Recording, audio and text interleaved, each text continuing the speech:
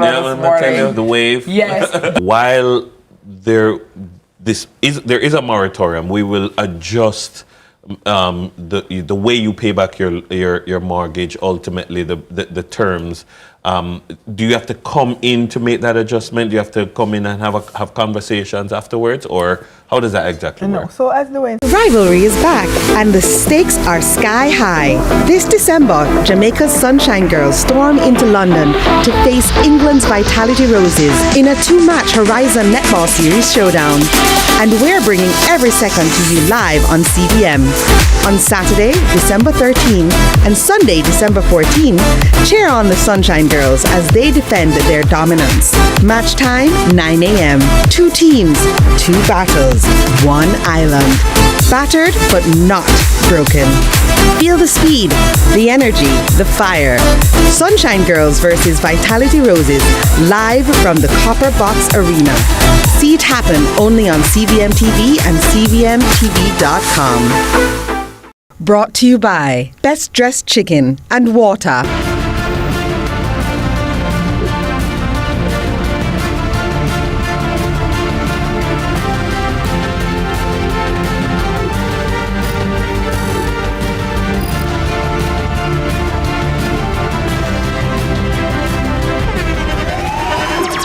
The internationally acclaimed On Stage with Winfred Williams. At a new time, Saturdays at 8 p.m. on CVM TV. So much more than entertainment.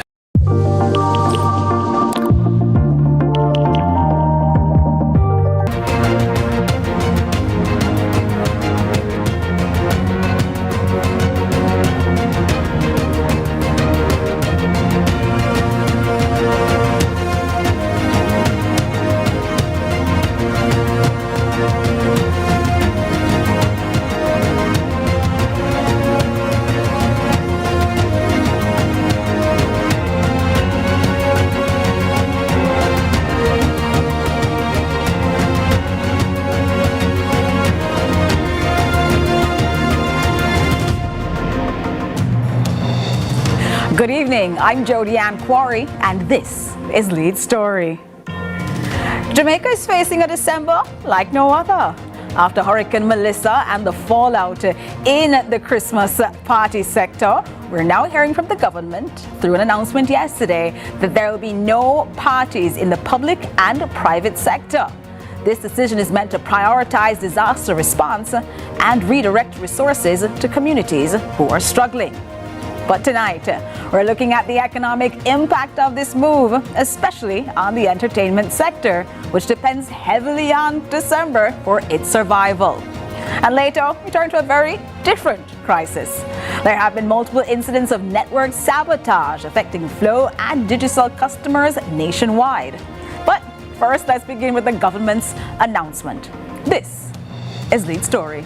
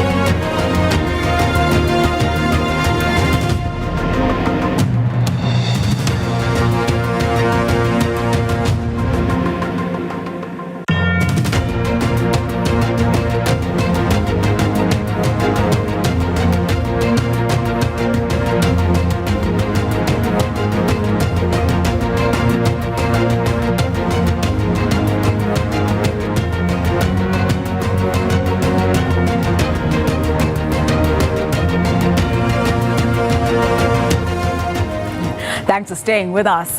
Yesterday, we heard from the Minister of Information, Dr. Dana Morris Dixon, who indicated the position taken by the government that there would be no Christmas parties happening across government. We'll listen in to the minister.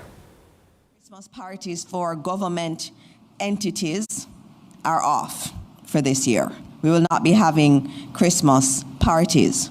We have agreed to allow small in-ministry or in-department recognition and morale building activities. So if you're doing something in the office itself, that is fine, but no rental of external venues is allowed. We are strongly, though, encouraging all our ministries, departments, and agencies to conduct outreach activities with members of their team that have been affected and who reside in the affected areas. So we would love to see many of our ministries, departments, and agencies continuing the work that many are doing in terms of doing outreach in the affected areas. In terms of the private sector, we're definitely encouraging the private sector to continue doing what they are doing. We've had reports of many hotels saying that, they're seeing cancellations from private sector entities. We really do need to kind of make up for what is happening in the West in terms of the downturn in economic activity. So those of us in areas that haven't been affected as much, please go out, spend money. The economy needs it, but at the same time, please spend time doing outreach in the affected areas. And that was Minister of Information, Dr. Dana Morris-Dixon, making the announcement yesterday that the government would not be having Christmas parties. That's devastating news, though, for many in the entertainment sector who had already been asking for the public sector and the private sector to support its members as they also dealt with the fallout from Hurricane Melissa. To hear more, though, about what is going on and how the government is supporting those in the entertainment sector at this time, we're joined now by Parliamentary Secretary in the Ministry of Education, Youth Skills and Information, Senator Marlon Morgan. Good afternoon, Senator, and welcome to Lead Story. Hi, good evening, Jordan. Let me say good evening to our viewers here on CVM. Happy to be with you. Glad to have you with us, Senator. Yesterday's announcement was a shock to those in the entertainment sector who, after the passage of Hurricane Melissa, had already said they felt the fallout. But this is big news now that the government itself has pulled out of the Christmas stakes. The decision was made, it's clear, to make sure that you could support those in the affected parishes. What kind of support can they be expecting to receive from the government? Well, before I get to that, I want to establish some context and just present the perspective that the government considered in coming to the decision that the Cabinet of the Land had arrived at. Now, you will appreciate, as you said in the lead-in in your preamble just now, that this is essentially a December like no other. Never before has Jamaica been hit by a Category 5 weather event. We were struck in late October, and therefore we still have our Jamaican brothers and sisters, some of whom have been the most adversely impacted, literally still picking up the pieces and seeking to come to terms and recover from what has happened. And so it was felt by the administration that, all things considered, it is important at this time to signal solidarity, to have a symbolic gesture, and not go out interfacing and engaging in the customary and traditional party-type festivities as we would typically do across ministries, departments, and agencies of government as the festive season approaches. We know that there's a delicate balancing act that had to be struck, because the truth is that what appears on the ledger of government as a Christmas party appears on the ledger of a hotelier, for example, or an MC for a program, or a catering company as, a business for them. So it's a tough decision. It was a delicate balancing act. But what is very important here is that we could not have the administration coming across, or Jamaica's public service coming across in a way that would suggest that we are engaged in merriment and festivities while some of our brothers and sisters are still literally without electricity as we speak, Many are without a roof over their head, as it were. Some are without the precious commodity, that being water. And so for our entertainers and other, artisans, caterers and so on, these persons, these entities, in the ordinary course of business, certainly in the corporate area in particular, have not been as adversely impacted as their peers in the western end of the island. And as you can appreciate, Julian, a number of hoteliers have had to shutter their facilities with a view to ultimately reopen in time for the winter tour season, that being December 15. And so we are confident and optimistic about their own rebound and getting back up. But it's a delicate balancing act that has been struck to just stand down the traditional partying, but providing a degree of affirmation to our workers across the public sector by way of small and more modest in-department, in-office gestures that would seek to recognize and affirm staff and, importantly, foster team building and boost morale. For those who would have been in the public sector, though, and would have been planning for events, how has the government been able to talk to them about arrangements that they might have already made, deposits they might have paid for, bookings that they might have already made in order to have these Christmas parties around this time? Well, you're right, because the nature of public financing and accounting is of such that you may well have had purchase orders issued, you may well have had payments, advances made, because particularly as we approach the festive season and with a finite number of hotels and other establishments around the corporate area and elsewhere in the island, for example, that public bodies and members of the private sector compete for bookings, and therefore persons make, bookings in advance. And so there may have been some amount of that.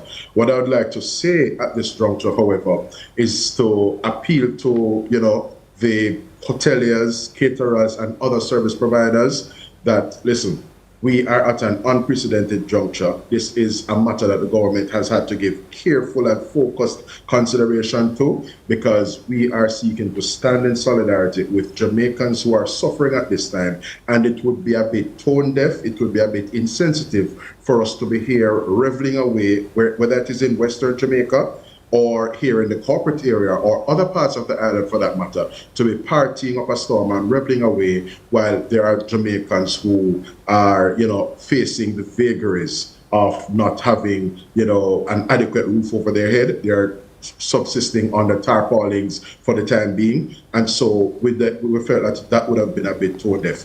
But for what it's worth, we trust that as we rebound and recover from this particular setback, we will be back to normal ways in terms of buoyancy in the economy and having aggregate demand that our hoteliers, whether boutique hotels, EP plan type hotels or all-inclusives, and other service providers in terms of entertainment and hosting events, whether the MC, the peanut cart vendor, the man who parks cars and earns everything when an event is happening, for example, along Waterloo Road. All of these people, as we bounce back, will be back to, a degree of revenue buoyancy.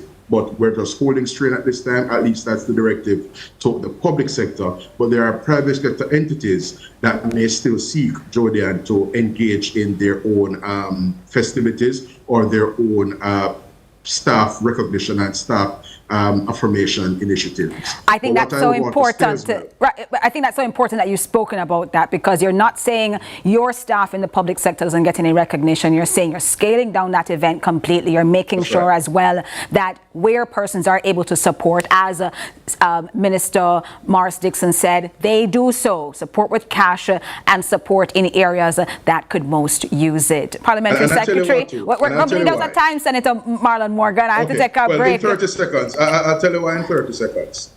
There are members of the public service, Jodian, who have gone to great lengths, who have given yeoman service in this period of responding to the passage of Hurricane Melissa and helping those they serve to come back. I speak of police officers, other first responders, or medical professionals, doctors, nurses, you name it. And those persons, it is entirely in order for them to be specially recognized and affirmed, and quite frankly, just thanked for the yeoman service they've been providing and their sterling efforts Well, those during the sterling passage of the efforts are system definitely and going after to be this passage. remembered by those individuals. Thank you for joining us this evening. Okay. Senator Marlon Morgan, Parliamentary Secretary in the Ministry of Education, Youth, Skills and Information. We'll take a break inside Lead Story and come back to you because the fallout for those who won't be working will be significant. We'll talk to them next.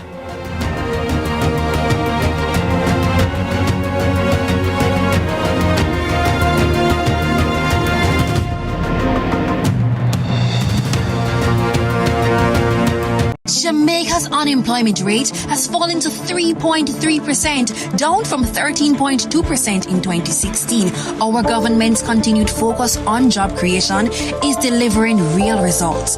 We are building Jamaica. The Time by the Office of the Prime Minister. Here's another tip from Hawkeye to help you secure the season. The holiday season is a busy time for shopping, and it is easy to get distracted by crowds, sales, and festive displays. One of the simplest ways to stay safe is to stay alert and aware of your surroundings. Keep children close and within sight at all times. Holding hands or assigning an older child to stay with younger ones can help prevent accidents or getting separated in crowded spaces. Always keep your personal belongings secure. Backpacks, purses, and shopping bags should remain close to your body and zippered or fastened. Be mindful of strangers who may be acting suspiciously and trust your instincts if something feels off. By staying aware, you can enjoy shopping without unnecessary stress. Paying attention to your environment, keeping your family together, and securing your items can make a big difference in having a safe and happy holiday shopping experience.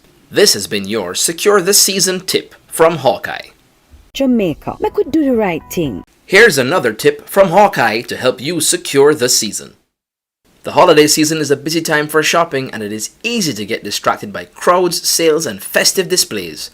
One of the simplest ways to stay safe is to stay alert and aware of your surroundings. Keep children close and within sight at all times. Holding hands or assigning an older child to stay with younger ones can help prevent accidents or getting separated in crowded spaces. Always keep your personal belongings secure. Backpacks, purses, and shopping bags should remain close to your body and zippered or fastened. Be mindful of strangers who may be acting suspiciously and trust your instincts if something feels off. By staying aware, you can enjoy shopping without unnecessary stress. Paying attention to your environment, keeping your family together, and securing your items can make a big difference in having a safe and happy holiday shopping experience. This has been your Secure the Season tip from Hawkeye.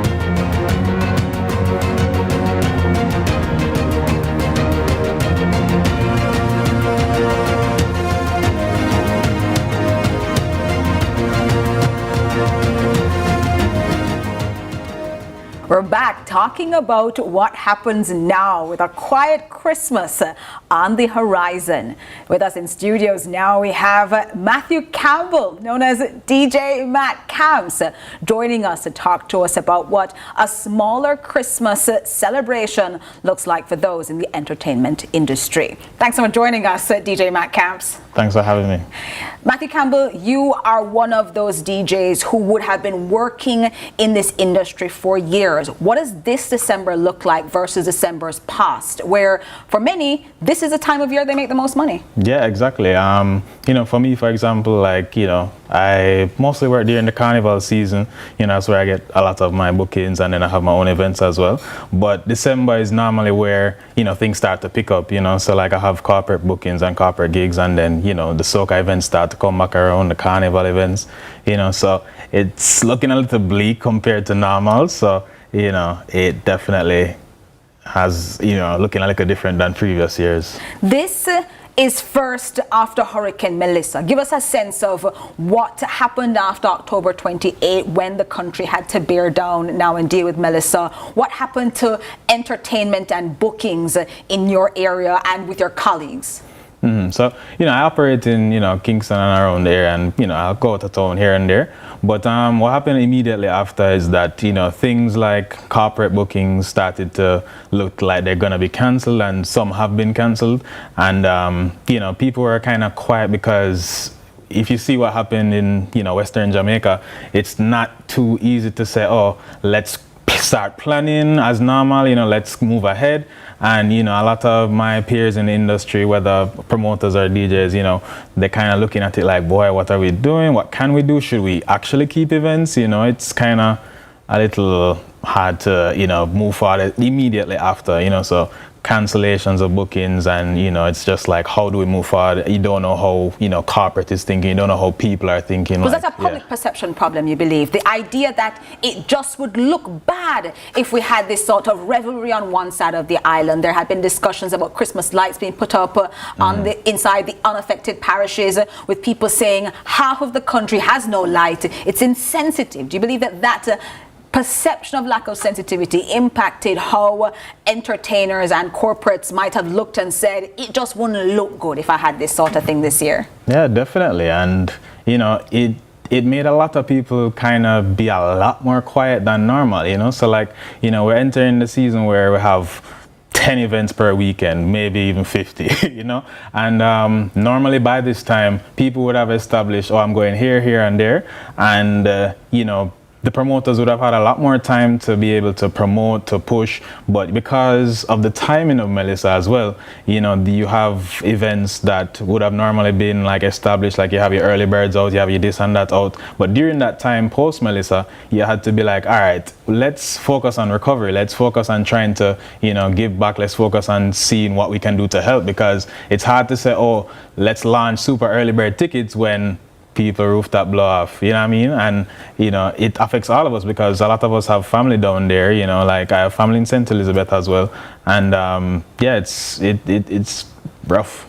We did see a lot of promoters, party people, entertainers and the like decide that they wanted to give back. They said instead of having an event, they were giving food, they were giving water, they were supporting the recovery efforts in these parishes that had been most affected by Hurricane Melissa. Do you believe that was from a place of knowing that if they didn't give back, Jamaica would not then see them in a good light, or were they as devastated as any other Jamaican in seeing what had happened in these places? Yeah, I feel like, while people might say that some may be, self-serving in their, giving back, I feel like all of us are affected. Like we see, a lot of us saw the devastation, firsthand, and it's hard for you to look at that and say, I'm going to capitalize off this, for my personal brand or for my party or for this and for that, because how are we supposed to look at that and not feel empathy or not feel sympathy, or even if you're not directly or affected through your family or whatever,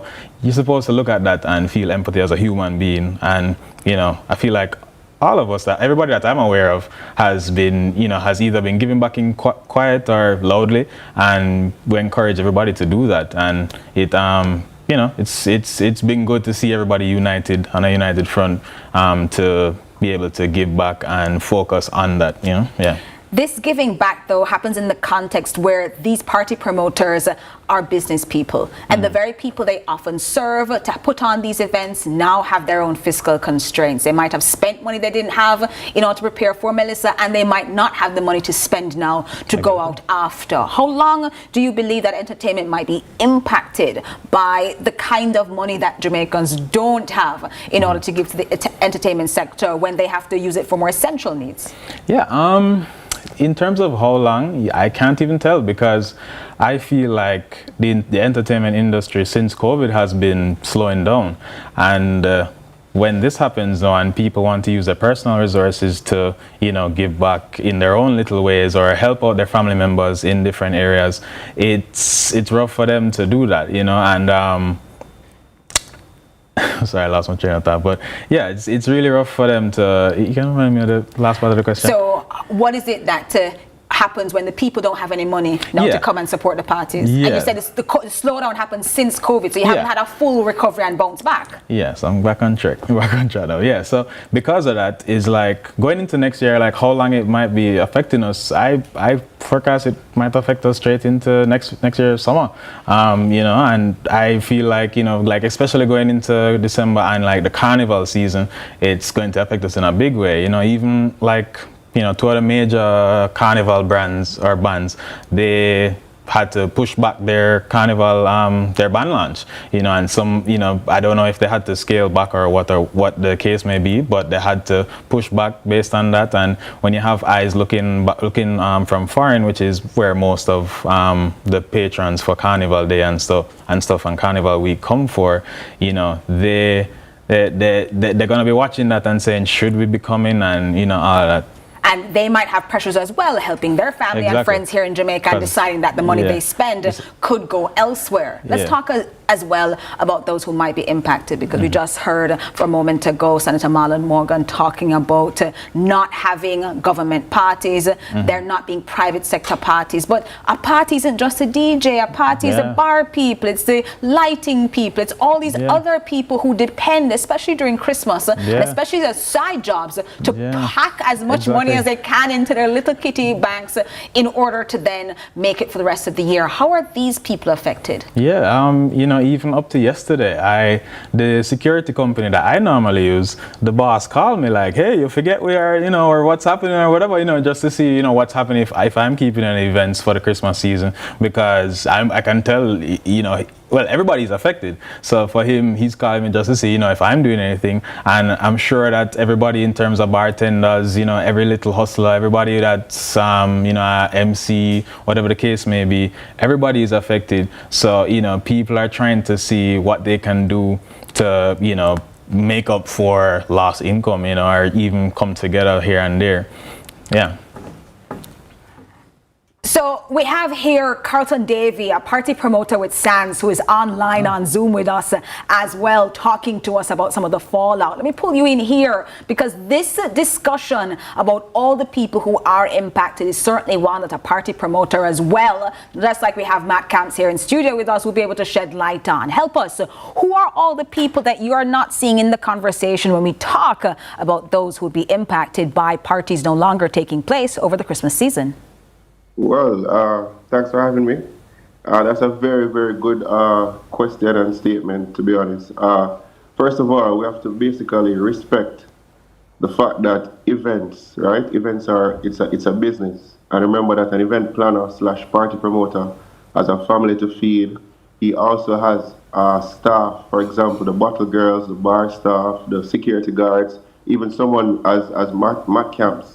Those people are looking forward to the events to have some form of normalcy in their lives in the post of Hurricane Melissa. So those people are important. And also, if you need to dive a little bit deeper into the conversation, remember that everybody is being patriotic at the moment. Myself and my team, we've been to St. Elizabeth numerous times. You know what I mean? And also in the aftermath of Hurricane Beryl in 2024, we also did initiatives from that time. But to go back to the question that you're answering as well, the staff that benefits from events also want to give back. And how are they going to give back if they're not making money?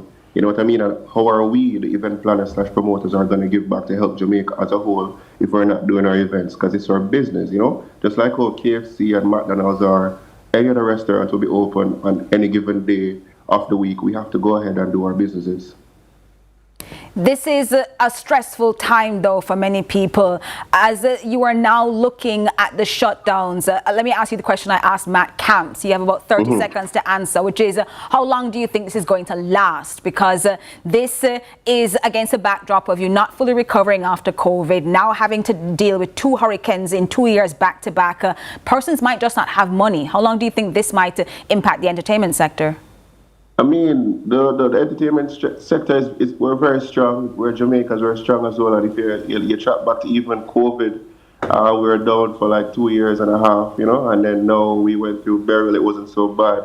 And now Melissa, and I think we'll bounce back fully, and I think we're gonna bounce back. So I'll give it until like about early summer next year for everything to go back to some form of normalcy. Well, but I'm confident that it will happen, though. I'm glad that you and Matt Camps then had very similar time frames. That should buoy the spirits of people, but they're also looking for Christmas present money right now, and they won't be getting it because these parties that they might have worked at will no longer be underway over this season. Carlton Davey, party promoter, and DJ Matt Camps, Matthew Campbell, thank you very much for joining us inside this conversation for us to see who is impacted by now Christmas no longer being the same. Stay with us. We'll take a break and talk now about telecoms and why the sabotage is directly impacting your ability to make calls and use the internet. Stay with us inside Lead Story.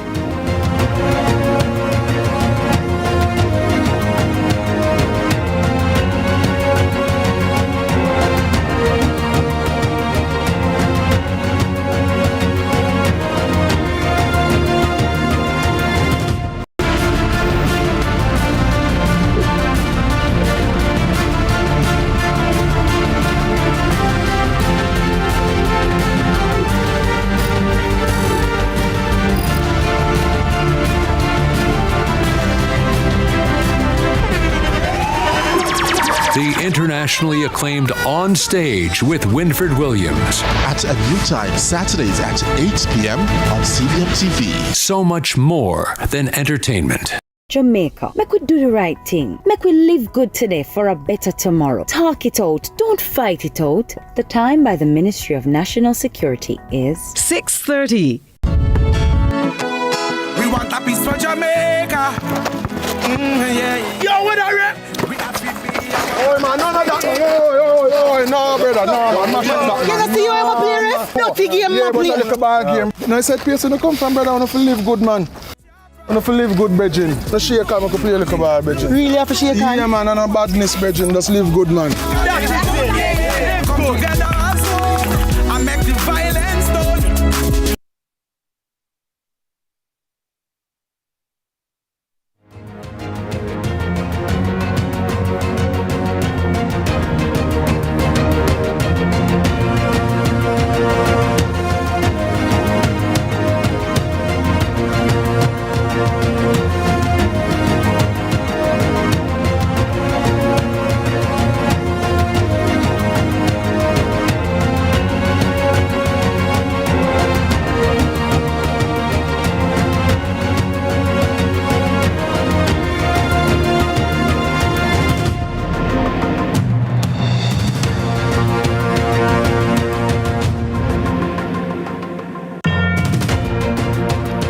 Thanks so much for staying with us inside Lead Story. The big one that we're following today, as well as what goes on with your telecoms. We've been now hearing from both Flow and Digicel that they have been the victims of sabotage, indicating that telecoms lines have been deliberately cut all across the island.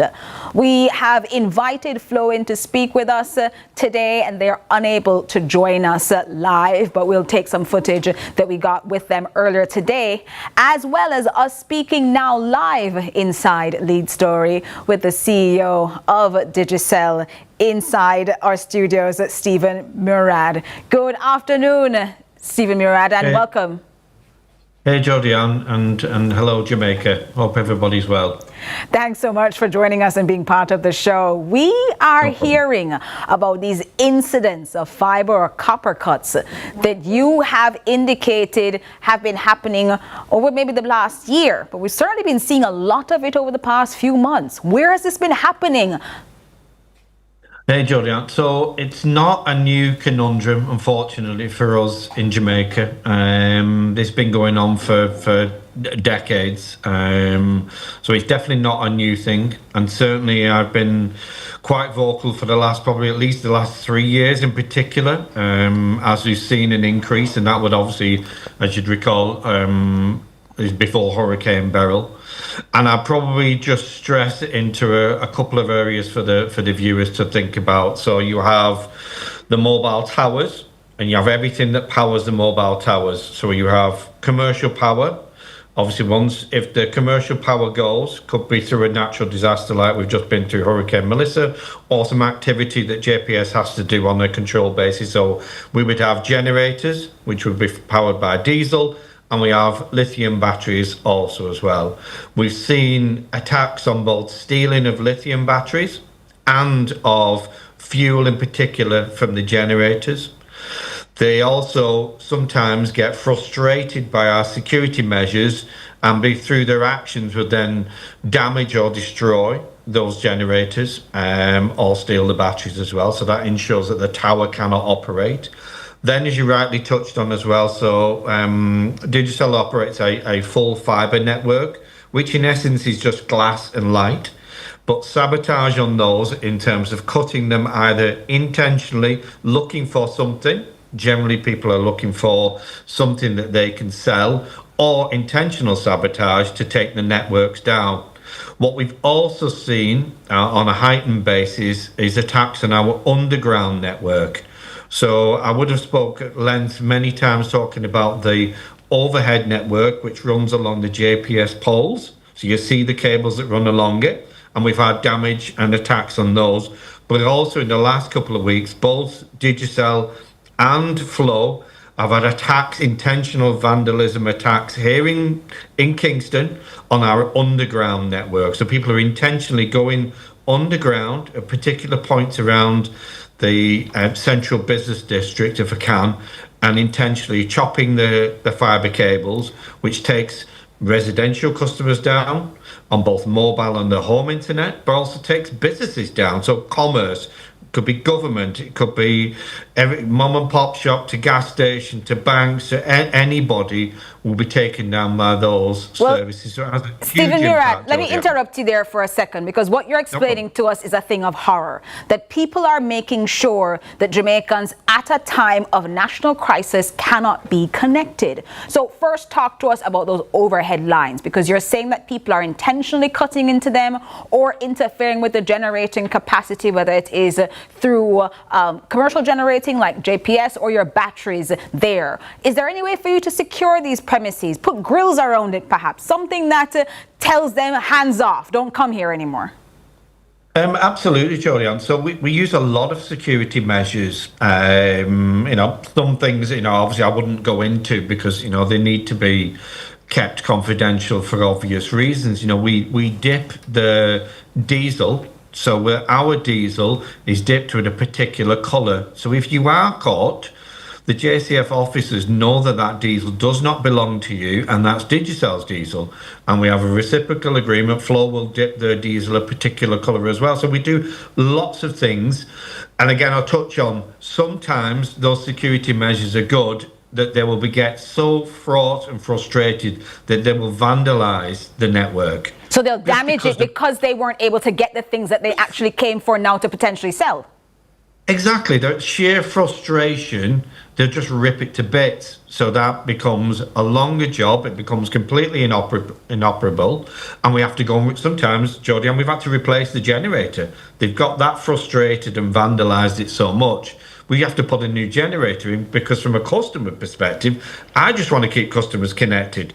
And that's all customers want from me. They just want me to keep them connected. They don't care about anything else. Just keep me connected, Stephen. That's all I want you to have. And my job is to wake up every minute of the day to find ways to keep doing that. And then obviously there'll be challenges that we'll have every single day. Natural disasters, absolutely. But these things on top of a natural disaster, and I know the Senator touched on it, but around the devastating impact, and I've been in the region for a very long time, and this is the worst I've ever seen. Being on the ground into some very devastating, Duncans, Falmouth, Middle Quarters, Black River, Westgate in Montego, right by Catherine Hall Primary, the sheer devastation that our people are feeling. And then this is the thing that you do and behave and act. It just drags us back unnecessarily because you can imagine, Dorian, I now need to send the technicians back to something I just restored to stop them doing further restoration. So that halts the activity. And that is a clearly frustrating process, not only for those in sections of the country not yet able to regularly connect with their family and friends, but those who had internet service in places that you did restore and now having it go again. This is, though, something that you have said has not only impacted Digicel, but has also impacted Flow. We're going to take a listen to an interview that we had with the Senior Manager of Communications at Flow Jamaica, Danielle Savory, earlier today, where she echoed some of the things that you are discussing as well as it impacts our other major telecoms provider.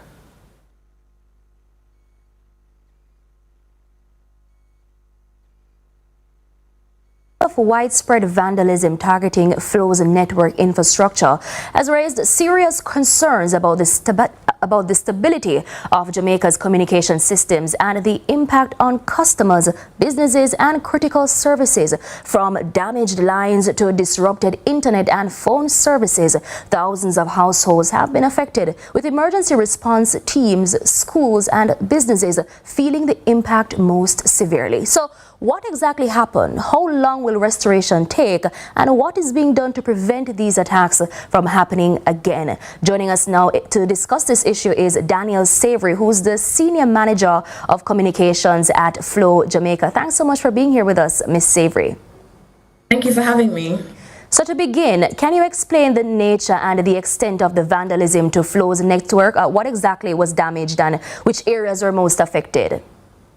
All right, so let me just paint a picture for you. Vandalism has been something that we've been dealing with as a business for many years, coming from the time when we used to, and I emphasize used to, have miles and miles of copper cables running underground, right? Obviously, at the time, there was a great market for copper sales and so on. We took a decision to go 100% fiber. That project was completed this year. And so there's no copper left in the ground, right? So that has been a long-standing issue. Following that, we then started to see where fiber cables were mistakenly cut, thinking that they were copper. We've done widespread education about, fiber. There's no benefit in a fiber cable. It's really just shards of glass running in a tube deep underground, right? So we're now moving from, it's gone to, this is something that could be potentially funding individuals, to maybe this is a mistake, thinking there's something valuable here, to what we're seeing now, it's just carelessness, it is just malicious damage, deliberate cuts, right? That's on one side of things in terms of vandalism. We're also seeing theft. And so you'd have seen, even in the lead up to Hurricane Melissa, as we worked to, refuel our generators and so across the island, we're seeing damage to flow infrastructure, stolen fuel, stolen batteries, stolen generators, and all of this results in a disruption of service to our customers, right? A lot of people don't know those cables that run underground also impact your mobile service. And so you'll have customers experiencing intermittent service. As happened this week, we had a major incident of vandalism in the New Kingston Halfway Tree area, where someone went down into the manholes and cut several of our cable pairs that are running under the ground. That resulted in more than 60 businesses in the New Kingston Halfway Tree area being without their internet service. That means POS machines can't work, ATMs are having trouble, people are at work not able to connect. And of course, our residential customers were also impacted in terms of their internet services as well as their cable services.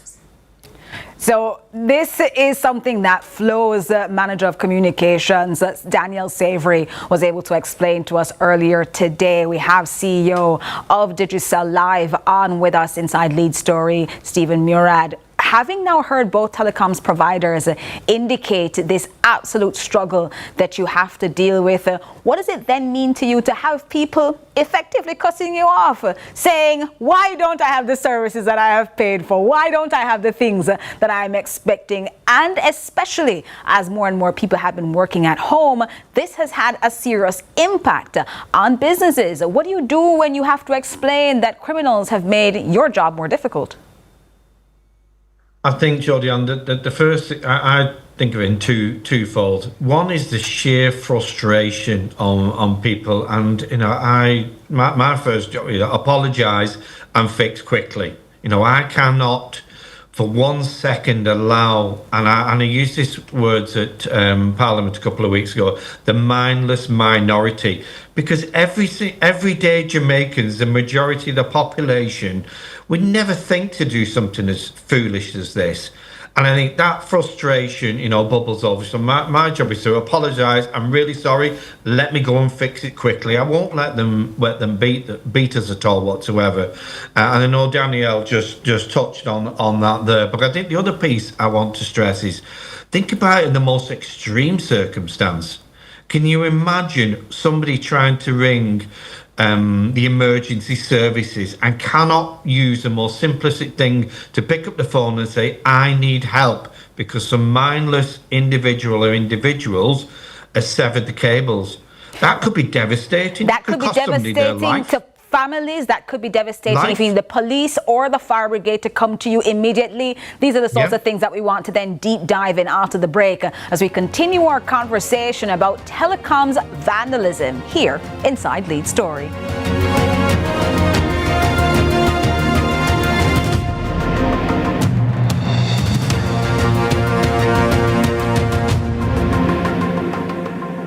Delve deep into the issues. We'll take you beneath the surface. Greetings and salutations. My name is Orville Higgins, and it's another edition of Fan Central. Talking to the people at the heart of the top sporting stories. Hear from your favorite sportsmen and women and the administrators who work tirelessly to make it all happen. It's live sports talk. I've written an entire article. Yes. Looking at all the major issues every Tuesday at 9 p.m. It's Fan Central.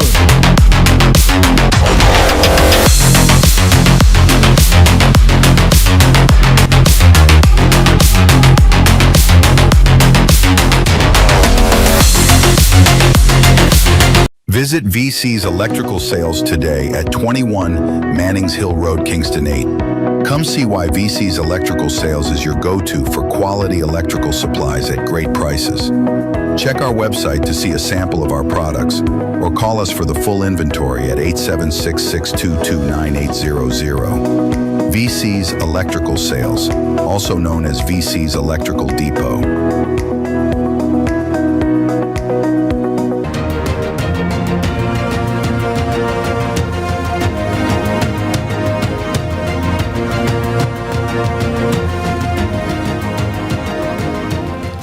We're continuing our conversation with the CEO of Digicel, Stephen Murad, as we're talking about telecoms disruptions and what has been considered by both Digicel and Flow to be deliberate harms to the telecoms system. Stephen Murad, before the break, you talked about emergency services being impacted and affected as a result of these acts of vandalism. Is this then a reason for you to call in the police and say, I need to make police reports now because this moves from being a business problem to now a national problem?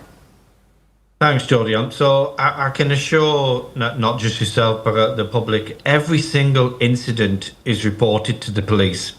We have had some success through the courts and the Commissioner's CTOC division as well.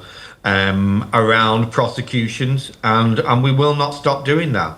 Every single incident is reported, documented, and the necessary action will be taken. So we treat this very seriously because of all the pieces that are touched on. Yes, it's hugely frustrating for the general public, absolutely, and I promise you we get out there and fix it quickly. But I always think about the devastating impact it can have on people's lives and livelihoods. You know, it powers commerce. We need the country to get back into the growth that we were seeing pre-Beryl, and then obviously again pre-Melissa as well. And we were on a good trajectory again. And I want us to be back there. Everyday Jamaicans deserve that. The hard-working men and women of Jamaica should get what they deserve. They need a service that just works. They need to be connected. Internet connectivity has just become a way of life. Well, that's how the world is. It has become a way of life for many Jamaicans, and they have been impacted by the disruptions. How many disruptions have you reported to the police and to their counterterrorism and organized crime branch, CTOC? We get multiple throughout the year in normal times, but I have to say, Jodie, this time post Melissa, the increase has been significant. And as you can imagine, we would treat those incidents confidential because they are subject to ongoing investigation. But not necessarily where they are and what it is, but how many have you had? Too many. And obviously I won't disclose the numbers because I think it's important that we focus on two other things if I can. One is around how to raise public awareness, which is critical. So if you see something, say it. And I know that might not be always the obvious thing for people to do because these things can happen in broad daylight. They don't always happen on the cover of darkness.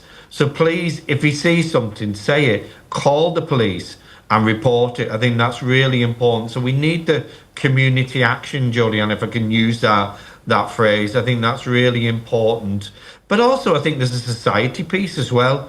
We can't accept the mindless individuals, and we need to rise up against that and don't allow the mindless minority to ruin our great country. Well, this is something then, if we're not allowing that, and I don't think there's any Jamaican who says that we should allow it, how seriously should we treat vandalism of telecoms infrastructure? Is this something that you think we should look at as a national security offence?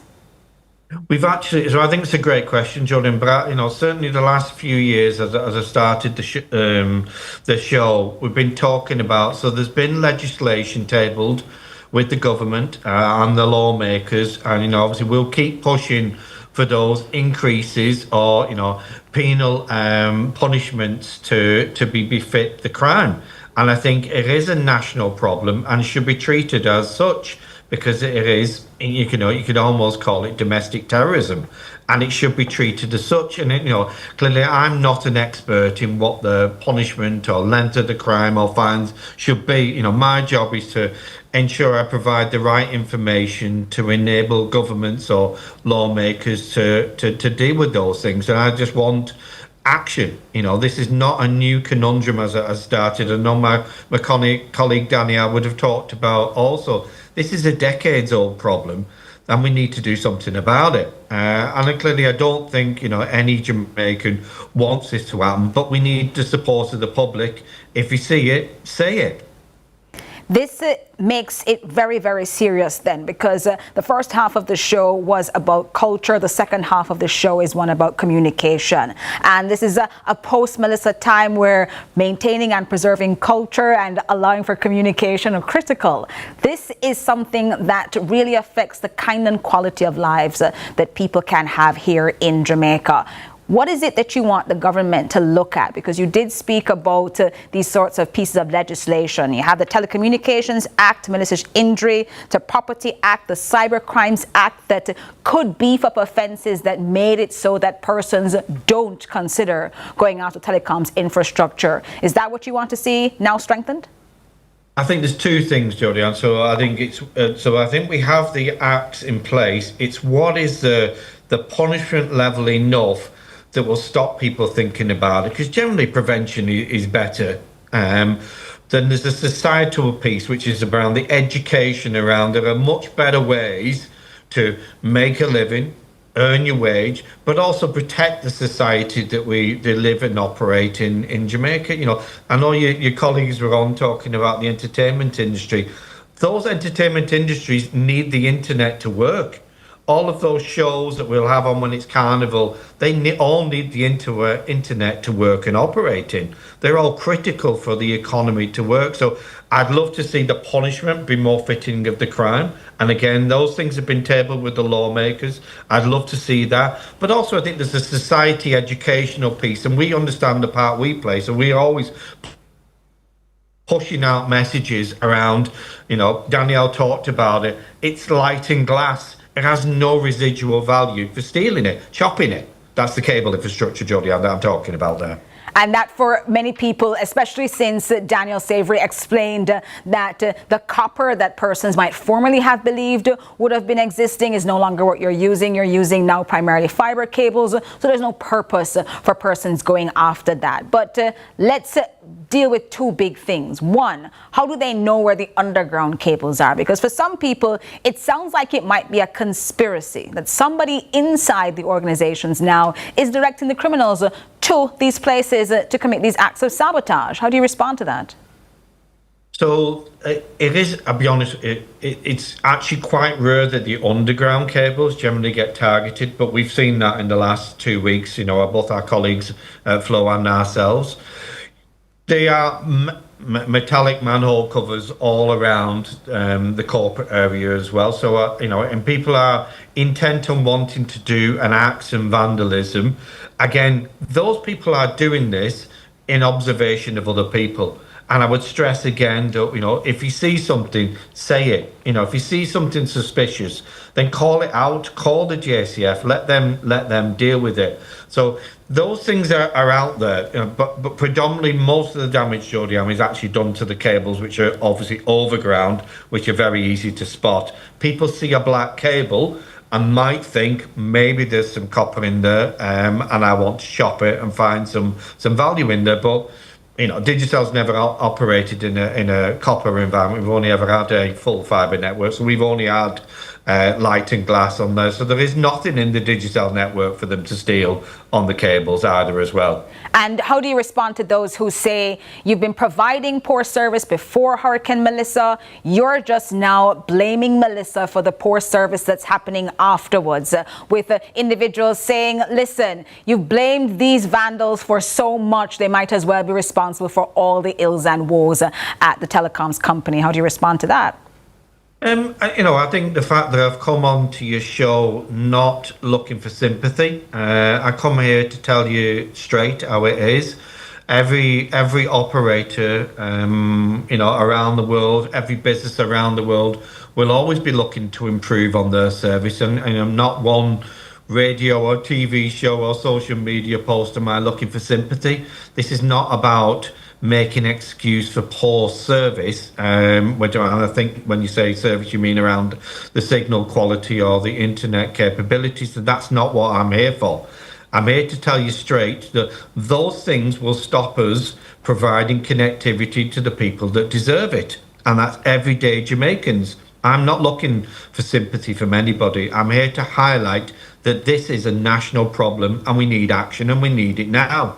I think it's so important that you were able to join us tonight to discuss this national problem. These vandals that have clearly been highlighted by Digicel and Flow are impacting every single Jamaican, those who are on the side of the country that was less impacted by Hurricane Melissa and those who were more impacted. CEO of Digicel, Stephen Murad, thank you so very much for spending the time with us tonight, talking about what has been going on and asking Jamaicans now to be part of the fight against the destruction of telecoms lines.